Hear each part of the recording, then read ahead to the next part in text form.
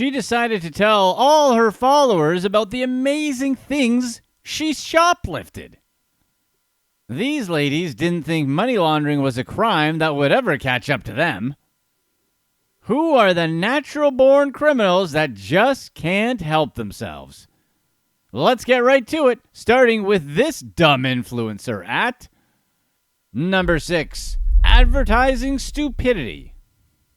Marlena Velez, a 22-year-old influencer from Cape Coral, Florida, wound up in the hot seat after trying to outsmart a Target checkout system.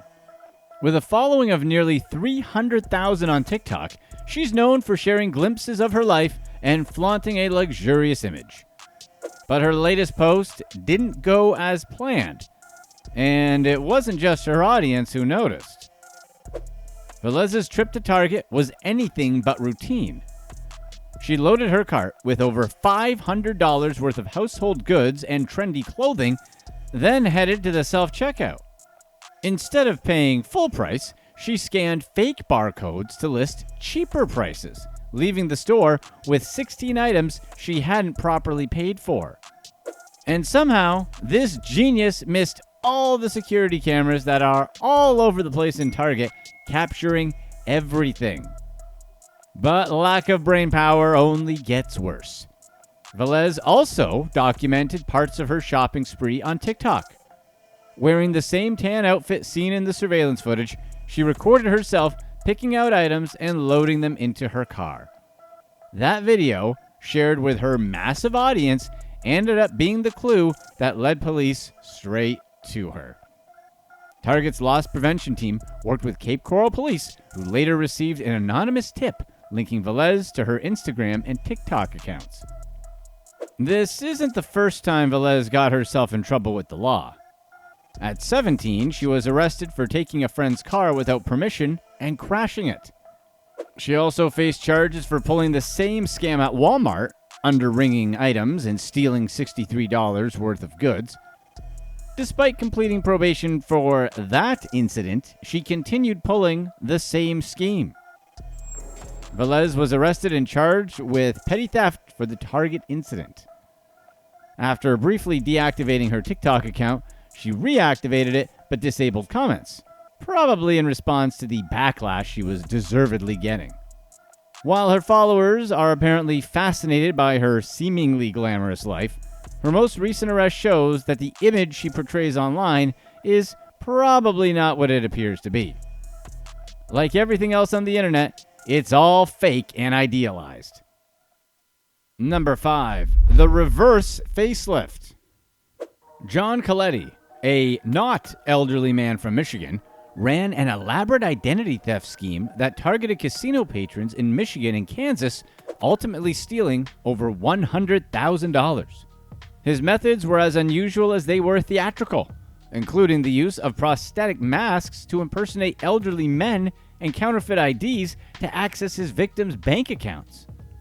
But his run came to an abrupt halt, and the details of his operation are almost too wild to believe. Colletti's plan centered on self-service kiosks used in casinos.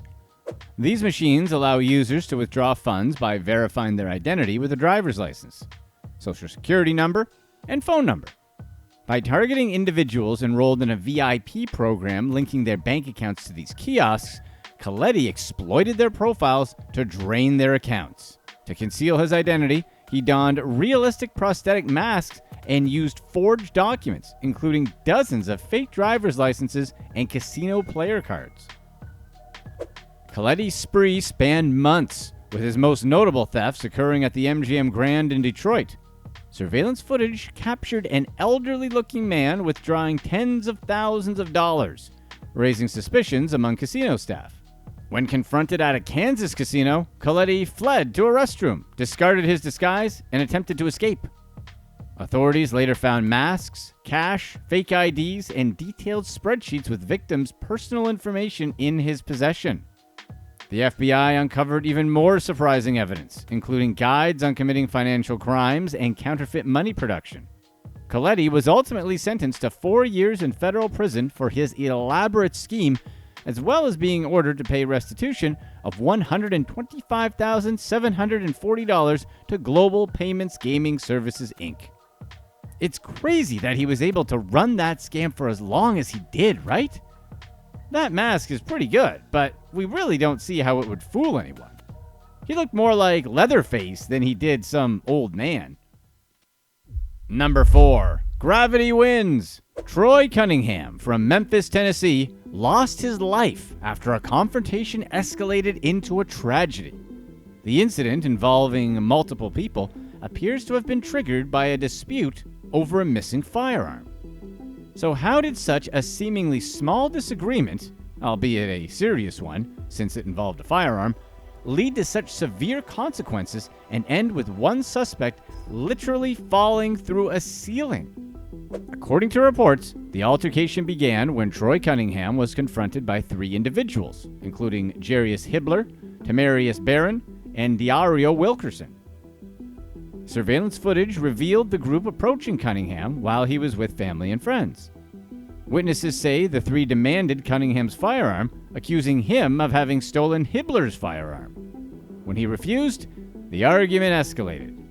So Hibbler allegedly pointed a firearm at Cunningham, prompting him to raise his hands in the air. A fight broke out after Wilkerson lunged at him. Cunningham managed to break free and run, but Hibbler and Barron reportedly got him as he fled. Surveillance footage then captured Wilkerson taking an item believed to be the missing firearm before leaving the scene. The incident didn't end there. During the shooting, a passing vehicle was also hit, injuring a woman inside. She was treated and is expected to recover. Authorities eventually arrested Hibbler and Barron. Wilkerson was arrested weeks later after being found hiding in an attic. Weeks later, when authorities tracked Wilkerson to a nearby home, he hid in the attic. His clever hiding spot backfired when the ceiling gave way and he fell into the kitchen below, right in front of the officers searching for him. As of the release of this video, all 3 are in jail awaiting trial. Number 3. Florida theft ring. Rafael Garcia, 21, and his 16-year-old brother, Christian Garcia, were at the center of a high-tech car theft ring in Florida that stole $2.5 million worth of luxury vehicles. Now, their operation has come to an abrupt end, with authorities uncovering the surprisingly sophisticated methods behind their spree. The brothers, along with their crew, targeted models such as Dodge Chargers, Chevrolet Corvettes, and Jeep Trailhawks. Their method was shockingly efficient. The group was stealing vehicles directly from dealership lots. The crew would break into cars, often through windows or sunroofs, and use a key fob programmer to create new keys on the spot. This allowed them to bypass standard security systems and just drive the cars away. Once stolen, the vehicles were either sold or stripped for parts, with profits fueling the group's lifestyles. Dubbed Operation Family Affair, the investigation revealed a spree involving 30 cars stolen from 20 dealerships across 11 counties. While the group used advanced key fob programming to bypass security, their operation was riddled with flaws. Their habit of targeting multiple dealerships in quick succession drew attention, and the volume of thefts left a clear trail for investigators to follow. Additionally, storing the cars in local units instead of quickly moving them created easy leads for law enforcement. Despite their high-tech tools, the crew's lack of caution and overconfidence made their operation unsustainable. Law enforcement eventually arrested the Garcia brothers and 3 accomplices, Bisma Fayez Cial, 22, Adriel Fabian Mendez Arroyo, 17, and Enzo Prado Oliveira, 18. They now face charges ranging from grand theft to federal racketeering. However, one suspect remains at large, but we're sure it's only a matter of time. What stands out in this case is the sheer overconfidence of the operation. Despite their high-tech methods and substantial profits, the group was sloppy, and that was what ultimately got them caught. They left behind a clear trail by hitting so many dealerships in such a short time, which was only going to draw attention. It's a typical example of how greed and carelessness gets you caught. Their tools may have been advanced, but their planning was not. Number 2, the lavish priest. Father Powell Bilecki, a Capuchin friar based in New York, is facing federal charges for defrauding donors of over $650,000. Bilecki's promises to support Lebanese medical clinics masked an extravagant lifestyle, the very antithesis of his order, outraging those who trusted him. So, how did this friar's elaborate lifestyle come crashing down? Bilecki is a Catholic priest who is supposed to live in the Franciscan tradition, focused on living simply, serving the poor, and following the teachings of St. Francis of Assisi. But apparently, Bilecki didn't fully subscribe to these principles, as he solicited funds through radio appearances, church events, and crowdfunding campaigns, claiming he was a doctor running clinics while living in Lebanon. He told heart-wrenching stories of assisting communities devastated by conflict and a massive Beirut explosion. However, prosecutors revealed he was actually living in New York the entire time, spending donations on luxury goods and personal indulgences. Bilecki's fraudulent activities began in 2015 and continued for nearly a decade. Instead of funding clinics, Bilecki funneled over $600,000 to credit card payments for high-end purchases, including $15,000 for plastic surgery, luxury gym memberships, and upscale restaurant meals. He also enjoyed trips to the Hamptons and shopped at elite men's clothing stores. Bilecki used aliases like Dr. Fakan Sonderberg Luxemburg, and even legally adopted a royal-sounding name to enhance his fabricated persona. To reinforce his story, Bilecki even produced fake credentials, claiming to be a surgeon with multiple PhDs. He appeared on local radio programs and sent emails to donors detailing his supposed work in Lebanon. In one instance, he actually convinced a couple to transfer $84,000 by claiming he was purchasing ambulances and medical supplies. But instead, he scheduled plastic surgery and then went on a shopping spree. Bilecki's deception was finally uncovered in 2023 when the province of St. Mary launched an internal investigation, prompted by discrepancies in his employment claims. They discovered his extensive fraud and reported him to federal authorities. Despite his vows of poverty, Bilecki used the province's reputation to gain credibility while misusing its resources. As of the release of this video, Bilecki has since pled guilty to wire fraud and now faces up to 20 years in prison. The Capuchin order has disavowed his actions and is cooperating fully with authorities while exploring appropriate canonical measures regarding his future in the church. It's a bit surprising, but refreshing, that the church took action and reported him. While there's no denying the history of corruption and cover-ups, this does feel like a step toward accountability, small as it may be. Number 1. Cash smuggling. We have an update on Michelle Clark, the 42-year-old mother of two from the UK, who wasn't just juggling the demands of parenthood.